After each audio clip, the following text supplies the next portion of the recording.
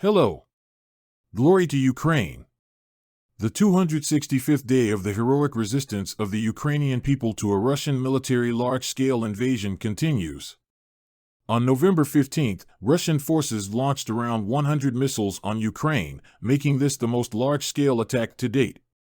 During the most recent such strike, on October 10th, Russia launched 84 missiles on Ukraine. Source: Yuri Ianat, spokesman for Ukraine's Air Force, on the national 24/7 newscast. Quote from Ianat: "Air defense systems are operating. Some of the missiles have been struck down.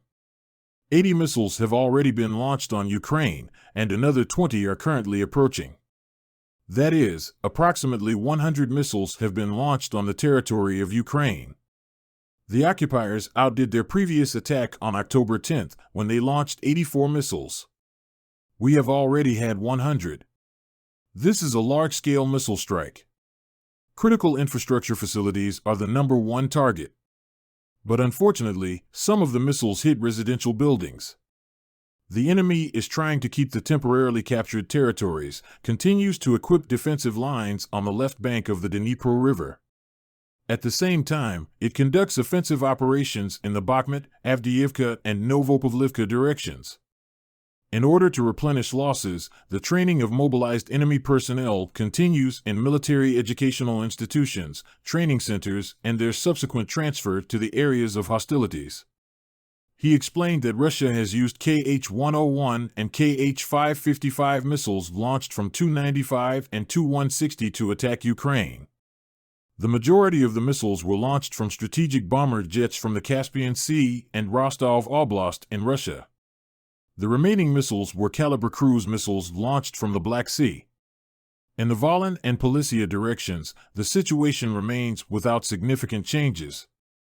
According to the available information, the Military Commissariat of the Brest region has announced a tender for the printing of 50,000 copies of mobilized order forms with the deadline of December 31st of the current year.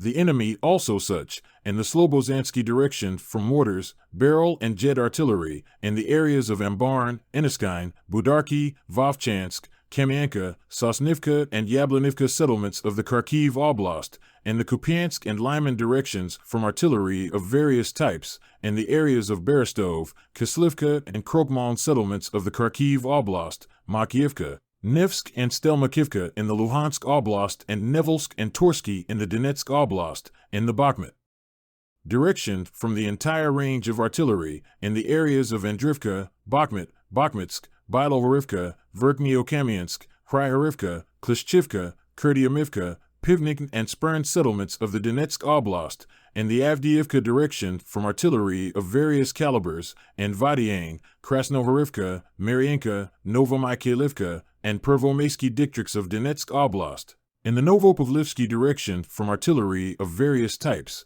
and the areas of Bohoyavlenka, Velika Novosilka, Vermivka, Volodar, Novopil, Pavlivka, and Prikostivka settlements in Donetsk Oblast, and the Zaporizhia direction from mortars, barrel, and rocket artillery, in the areas of the settlements of Guliapol, Zeliznikn, Malinivka, Alhivsk, Timirivka of the Zaporizhia region.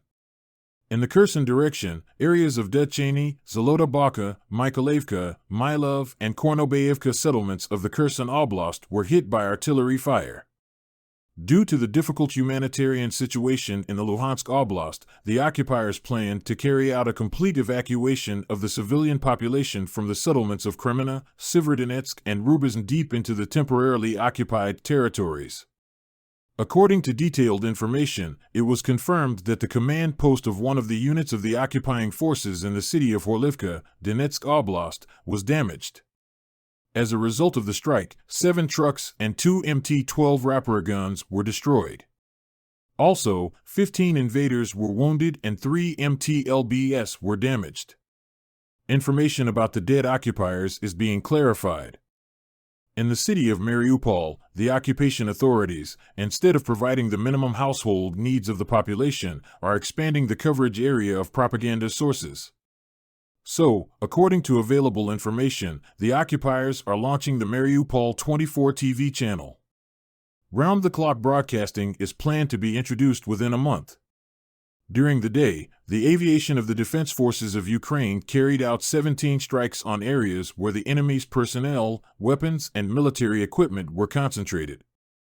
In turn, soldiers of missile troops and artillery hit 2 control points as well as 7 areas of concentration of manpower and weapons and military equipment of the occupiers.